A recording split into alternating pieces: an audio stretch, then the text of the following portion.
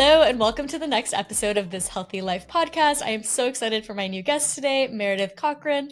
And Meredith is a serial entrepreneur. She's passionate about authentic conversations and high quality craftsmanship.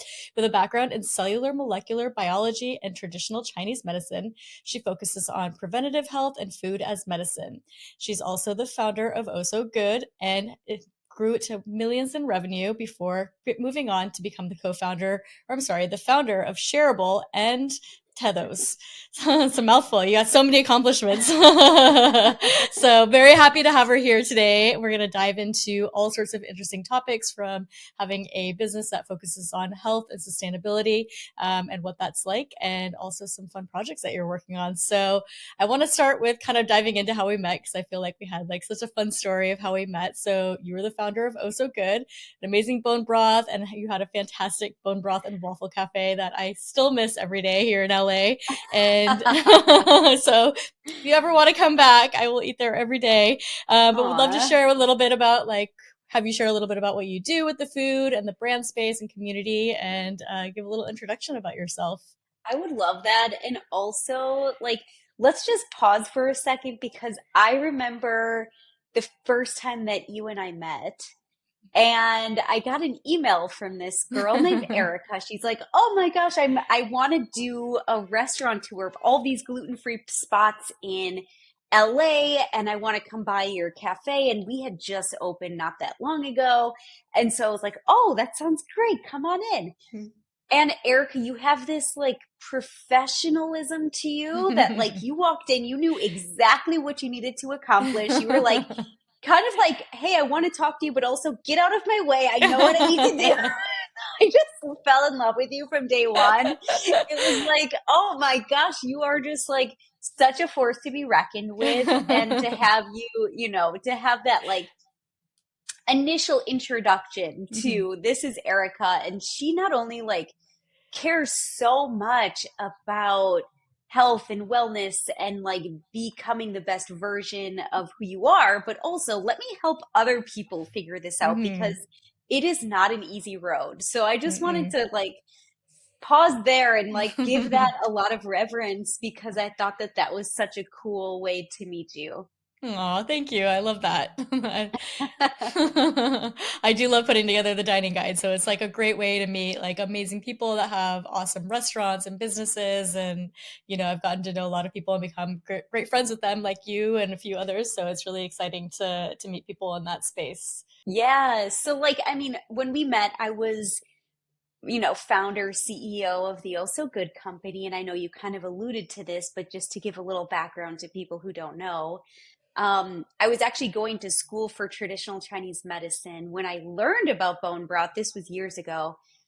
And I thought, why doesn't this stuff exist in the grocery store? I had to make it myself. I mean, bone broth is literally ingrained in every ancient culture that you can Hmm. imagine. And we've gotten so far away from traditional foods that are actually healing.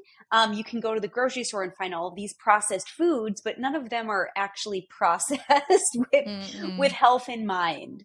Nope. Um, and so, I remember to this day, like finding the chicken feed and like having to go to a bunch of stores and the bones and all these ingredients to make bone broth. And you have to simmer it low and slow for 24 hours to do it the right way. And I'll never forget that first batch that I made because I I could not wait to try it. You're waiting 24 hours and I got into my strainer and I went to go sip it and it tasted so terrible.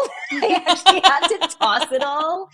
And I thought, man, I thought this was going to be easy. Needless Uh-huh. to say, you and I are both foodies and I had to find a delicious recipe. I found one and then realized that nobody wants to make this on their own. Like if they can Hmm. find a good source.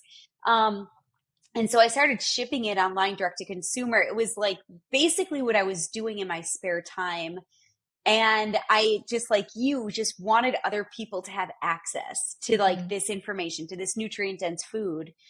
And as that role progressed, built it from literally nothing into a multi-million dollar business and having a cafe in West Hollywood. Mainly because and this still shocked me. And you and I are both in like the health wellness Mhm. space. But I mean, there were people come in every single day saying, "What is bone broth?" And this was, you could find it in the grocery stores at this Mhm. point. I mean, there was just so much knowledge around it. And still, people didn't really They didn't know what understand it what it was. was. But yes, so I guess like I always wanted to help people. I just didn't know how to. Mhm. And so that's kind of how I found myself in the food world, because it's the decision that we make every single day with our fork or our spoon or Mhm. our cup or whatever it is. And it really translates into how can we be the best version of ourselves? How can we use this choice that we make every single day to better us, to better the planet? And so I just keep like getting deeper and deeper and deeper into it, Mhm. which has led me to where I am now. So just to kind of go full circle and give you the background, I ran the Also Good company for 6.5 years. When we couldn't find a place to actually make it the right way, I built out an entire facility. So Wow. grew a production facility that was also, able to produce for other people. So it became an omni-channel business model. But really what that taught me was that food is medicine and the ingredients on the label are important. It's so important to Mhm. understand what you're consuming, but how it's made is just as important. Mhm.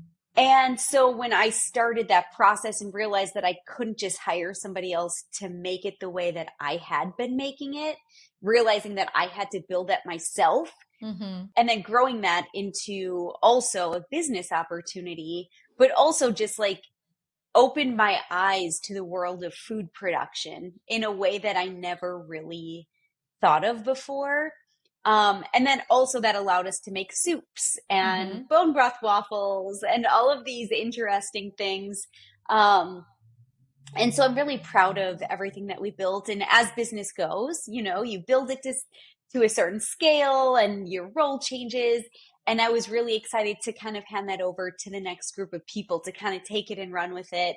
And it allowed me to, fall in love again with another brand, with another business that I'm able to create again and take it and share it with the world.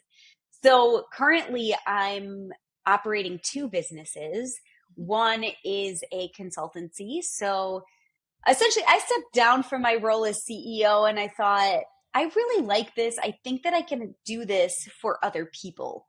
Mhm. And so I started reaching out to some of my friends. And before I knew it, I was basically, CMO, fractional CMO, coming in with like a group of a team of people underneath me to help other brands grow their business in the better Mhm. for you food space. I really love telling stories. I love amplifying that for people that are doing it the right way. And I really like fell in love with like how do we take the good that people are doing in this world and make sure that people know where to find it. Mhm. So I'm still, running that and I'm having a lot of fun with it. And then one day I was like, do you know what? I really kind of miss having my own company because I'm crazy. My own brand, I guess. And Uh-huh. my background's in traditional Chinese medicine. And so I always, even when I was running OSO, I really was like excited about the opportunity to get other people excited about food as medicine. Mhm. And teas and herbs are obviously so ingrained in all things traditional Chinese medicine, ancient culture. I mean, even American culture. I think when you look at the nutrient density of food and you look at spice, it's the most nutrient dense food that you can consume. So I want to hear all about your new startup, Tethos. So I know that a lot of people are starting to drink less and focus on different types of beverages. And I had the opportunity to try it earlier this year and it was delicious. So would love to hear about what kind of motivated you to start that and how that project's going and share a little bit about your journey creating your new brand. Yeah, thank you. And I'm really excited about it. For me, it was just, and like coming back to like Tethos and why did you name it Tethos? I think the ethos of our society for so long has been one that's so ingrained in alcohol. Hmm. And don't get me wrong, I love a good wine. I love a good single malt. I love a good beer. But I just don't want to feel pressured to have that at every single event that I go to just to feel Hmm. normal. And so I was really excited. At this point, I had already wanted to start my own company with tea. And I was sourcing some of the best quality teas that you can find in the world. And I wound up meeting one of the top tea masters in the world. And um, she and I kind of developed this new product. And actually, what I love about it is that, I mean, I don't know what time it is by you, but I don't even have to worry about what time it is. I can literally drink You can my have it wine all whenever I day. want. I can drink rosé all day, as they say. Um, but I partnered with one of the world's top tea masters, and we created this non-alcoholic wine. So it's actually sourcing some of the most premium teas in the world and pairing it with wine grapes that just never ferment. And so it's naturally non-alcoholic. I'm not removing alcohol. I'm not overly processing it. I'm just layering it with fruits and spices. So you actually get like the anti-inflammatory benefit of both tea and wine without Hmm. the crash, without the hangover. And so it's kind of like this beverage that I thought, whoa, like here's this socially accepted beverage that's actually uplifting Hmm. that I can now share with people that leaves me feeling really good the next day. So regardless of like what your health and wellness goals are, it can meet you where you are. And I just thought that that was something that I really wanted in the world. Hmm. So I was really excited to bring this to market. Yeah, no, it's great. And I even find myself drinking less and less, especially during the week. Like I have my Aura ring and I notice like any times that I would drink alcohol, like my sleep isn't as good or I just wake up like not as rested. So like usually during the weekdays, like I don't drink alcohol at all anymore for the most part.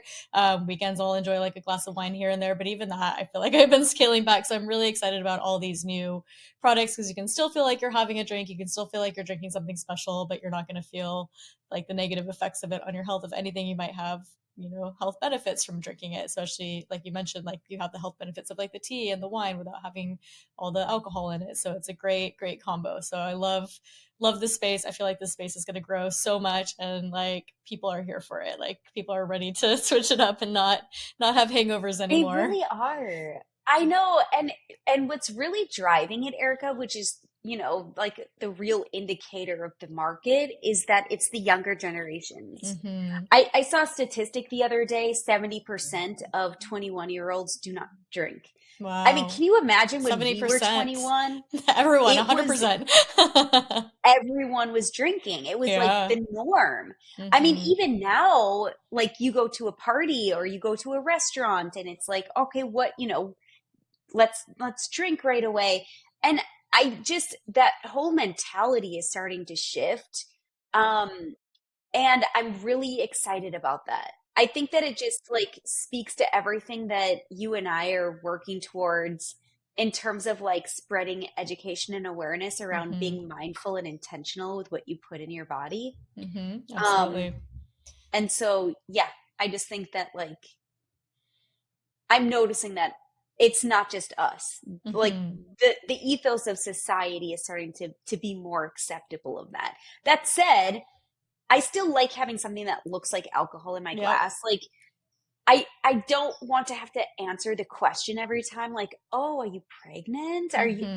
is everything okay?" I mean, that's like typically the response that you get if you go to an event and you're not partaking, Hmm. right? It's like Hmm. alcohol Something's is the wrong. one Something must drug. be wrong with you, like if you're not drinking. Right. Yeah. Alcohol is the one drug where if you're not partaking in it, then something's wrong with you versus the other way around. And I think like sober still has like a very negative mentality or like connotation around it.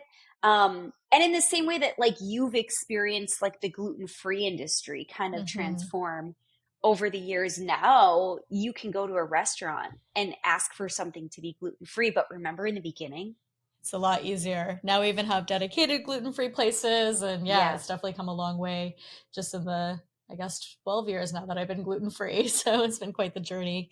So I do have another question for you as far as like the brands you work with. So like you said, there's like a big movement, a big awareness now that people are starting to be more healthy about like what they put in their bodies and like what they're consuming. But there's a lot of marketing around brands that make it sound like they're healthy when you and I know, we know ingredients, we read ingredients, we know that they're not necessarily like a healthy food, even though they're being marketed at that as that. So how do you, like, being in the food space and being in like the health food space, how do you select brands, work with brands that you align with that are truly healthy versus not, and kind of what's your criteria for working with a brand that you'll support? That's such a good question. I think I'm blessed to be able to be selective. Mhm. What's really important to me is transparency. And I think that, as like we peel back the curtain on food production, on animal raising, on animal standards, on vegetable growing, on glyphosate, on all of the things that we, now have to think about, where like we need a certification to tell us that the basic standards of what we want in this world, whether Mhm. or not that they exist. And so for me, it's like I want to meet the people that are actually raising the animals. I want to meet the people that are growing the product. I want to meet the people that are making this. So for me, it's all about transparency. And I couldn't get behind a brand that I wasn't 100% in love with what they're like displaying and what their Mhm. attributes are. So for instance, one of the brands that I work alongside with is Pasture Bird.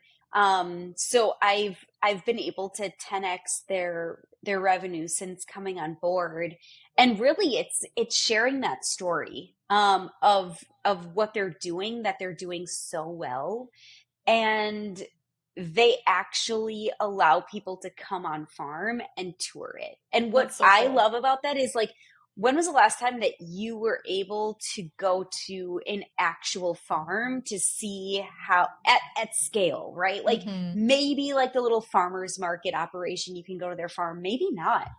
But like my criteria for animal raising is I want to see it. Take me to your Mhm. farm. Let me see how the animals are actually being raised. And that's one of the things that I really enjoy about Pasture Bird is they want people to come to the farm. And there isn't all these like marketing gimmicks. It's like very simple with the messaging. It's just, we know we're not perfect. We know we're not for everyone, but this is exactly what we do. And if you want it, we want to make it accessible and affordable for you. It's like, it's very simple with the messaging. And so like using that is like the gold standard. I would say that that's one of the things that I really align with. Hmm. Awesome. And then I want to talk a little bit also, you serve on the board of a nonprofit aimed solving some food sovereignty issues in Baja and San Diego. Can you talk a little bit about what your role is with that and what you're doing with that project? Yes. So the Very Good Food Foundation has been around for a few years.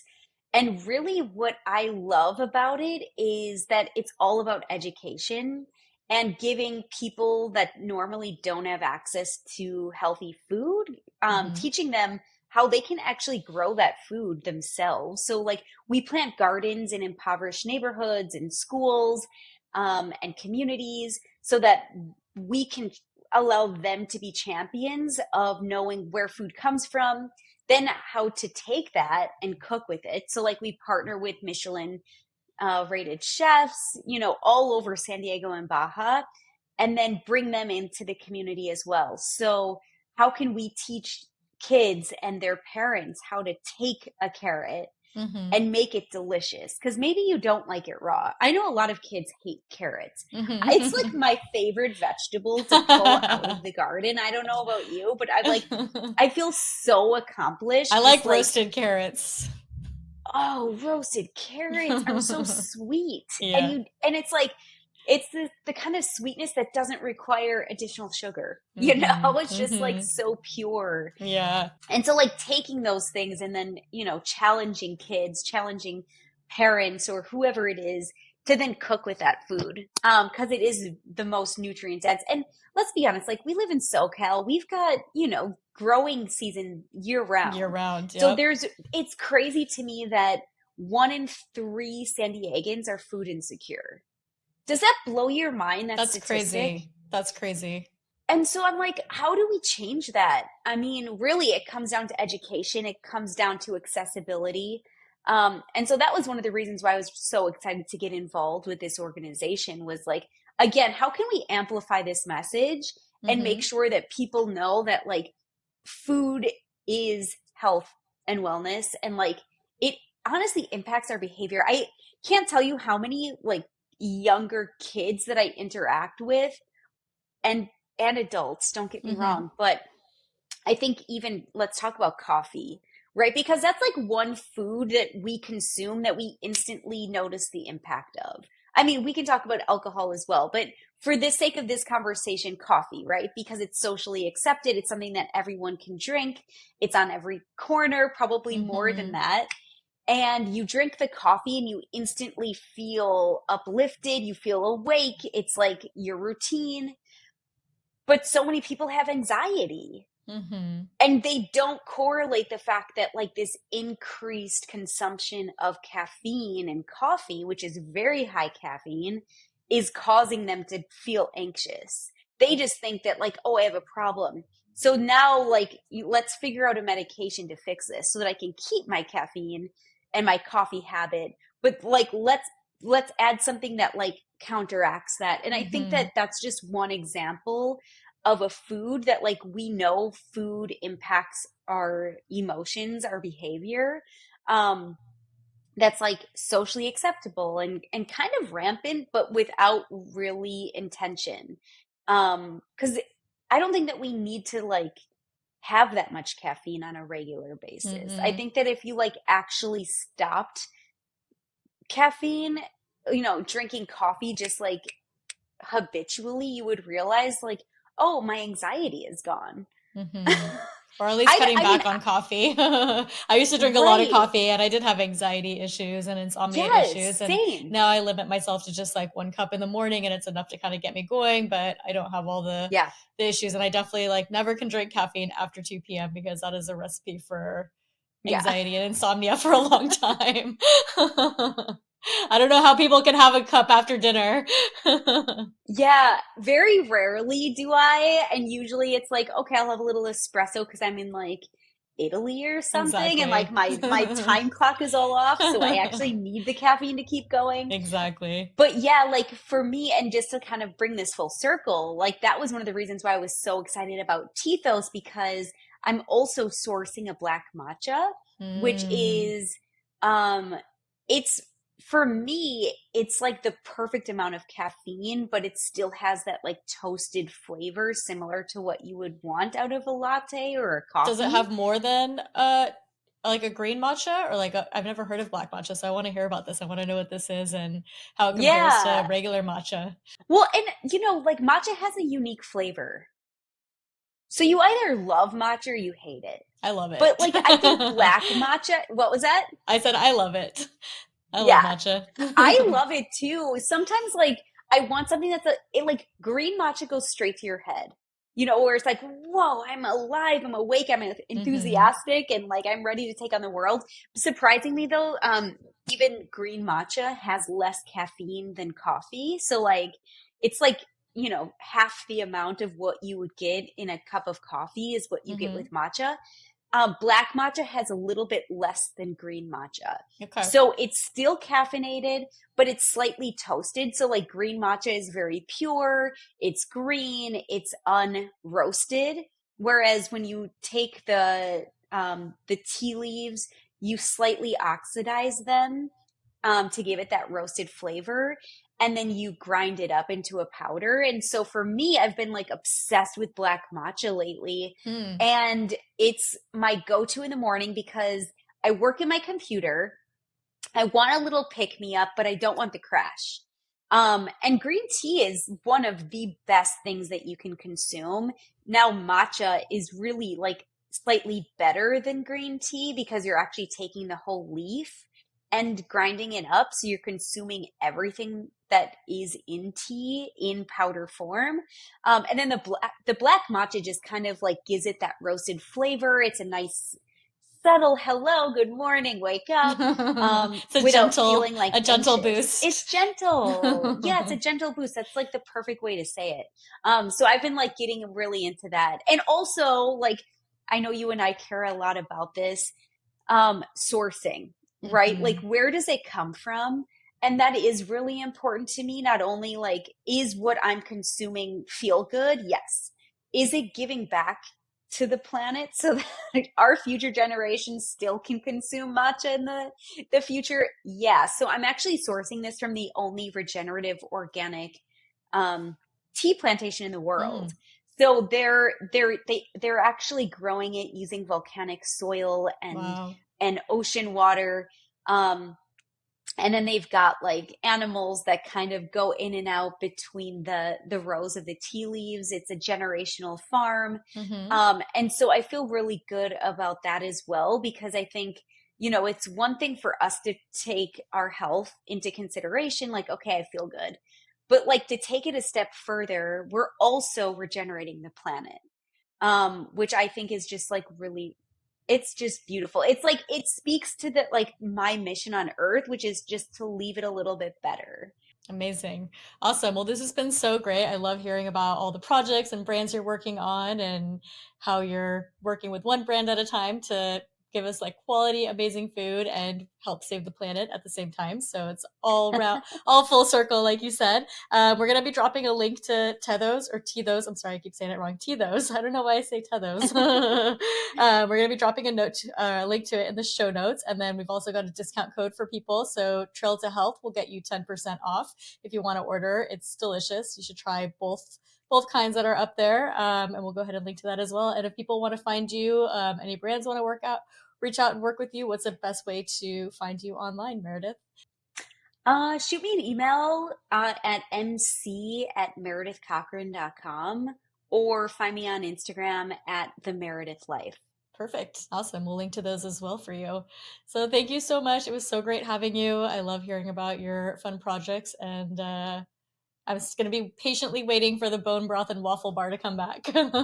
Yeah, I maybe can one dream, day. We'll right? see. A girl Yeah. can dream, right? Amazing. Thank you so much.